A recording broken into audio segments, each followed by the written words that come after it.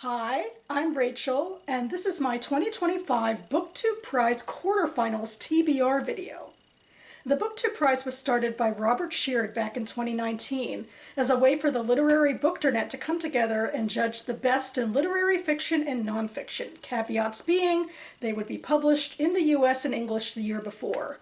So for 2025, we are judging 2024 releases. And we are in the second now of 4 rounds where we whittle down long lists of 48 books per division into some winners and runners-up. I just got through judging fiction for the octafinals, and now I am judging nonfiction Group D for the quarterfinals. But before I get into some preliminary thoughts about these books, I wanted to do a little stats update. So back in January, Robert emailed all of us contenders for the long lists in fiction and nonfiction based on what you were signing up to judge, and I signed up to judge both divisions. And so we were all allowed to vote for 20 books on these lists, and they then, the winners or the most popular ones would help comprise the 48 book long lists. So starting with the octafinals, 11 of my fiction books out of the 20 I nominated made it onto the long list, and 15 of the nonfiction books out of the 20 made it onto the nonfiction long list. And now, going into the quarterfinals, where some of the books have been eliminated, I have 8 books on my fiction list and 9 books on my nonfiction list, which is kind of interesting because technically I have a little bit more on the nonfiction list, but I lost fewer contenders on the fiction list, so it feels a little stronger there. But we'll see how long these books stay in the BookTube Prize.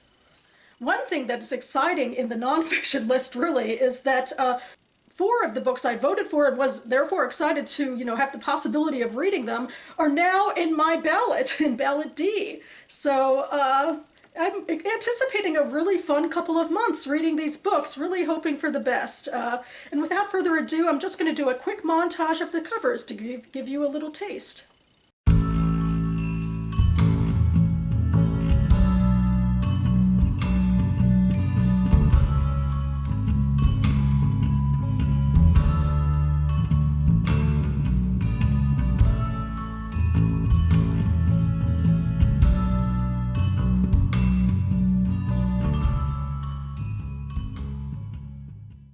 Okay, and here are some quick verbal thoughts to go along with that. I'm just going to go in order of the ballot, starting with The Showman by Simon Schuster. This is one of the books I voted for because I knew it would be, a deep dive of Volodymyr Zelensky, the president of Ukraine, and I was just really curious about, his character because he's come to such the forefront of world politics ever since the war started, and he has an interesting backdrop, also a Jewish backdrop, similar to mine as an Ashkenazi Jew. So I'm definitely interested to read this biography. Then the next book is Grief is for People by Sloane Crosley. This is a book, I think, that deals with grief after the loss of a friend, which could be, a hard-hitting emotional subject. Then we have Bitter Crop by Paul Alexander, which, on its face, you might think this is, a science book, but we don't actually have any science books in my ballot. Alas, that's, I guess, one thing I'm a little disappointed about. But this book is about the final years of Billie Holiday's life and career, which, is something I hadn't considered before. I mean, it's not something that's usually on my radar, and that's kind of the exciting thing about the BookTube Prize, how it puts things onto your radar and, lets you consider them. So I'm very intrigued.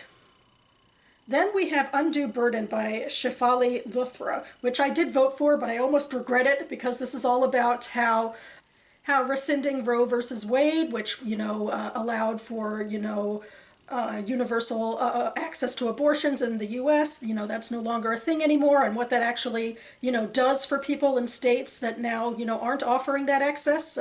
It's going to be a hard-hitting topic.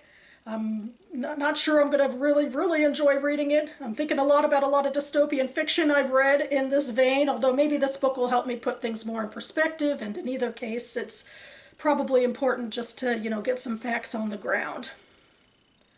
Then we have Knife by Salman Rushdie, which I've been talking about in blog posts and all sorts of things for a few months because I'm just intrigued by how, the attack on his life has, shifted, his thinking about, the reality he's living with, this fatwa that's been on his head for so many years. And I just, in general, I have not read Salman Rushdie, and I should have by now, maybe. He's one of those authors that, it's on the list of should have read. So I'm very grateful that the BookTube Prize is, getting me into this. And finally, I have Byron by Andrew Stauffer, which I have to say, maybe this is just proof that there's some sort of BookTube Prize god in the algorithm, because I've been also talking about this book for a fair while, including on blog posts, because it's part of a series now for me. That a few years ago in the BookTube Prize, I read a biography of the Romantic poet William Wordsworth, and the antagonist in that book was, John Keats. Then, a few years later for the BookTube Prize, I read a biography of John Keats, and the antagonist of that book was Byron. And now, what do you know? Here in the algorithm, I'm encouraged to read a book on Byron. So, something is going on here. The algorithm is, aligned to give me this particular pattern. I don't know if it'll continue past this book or not, but I'm definitely going to see who the antagonist is in this one. I don't know, will there be an antagonist? I know this is a little different. It's kind of more letters based, I believe, but I definitely feel like, just something is, encouraging me to read this book. Where I rank it is, another thing, but I definitely feel like I was meant to read it. And that about covers it for me now. I will leave the Goodreads links for all 6 of these books listed down below in case you'd like more information. I'll also link to the BookTube Prize website and the announcement of the quarterfinals if you'd like to know what other books are in contention. Other than that, I am officially zipping my lips on these books for the next 2 months. Usually what I do is I hold them up one by one in my Am Reading videos just to tease them, but I'm not allowed to give any of my thoughts on these books until the round ends, which should be at the end of May.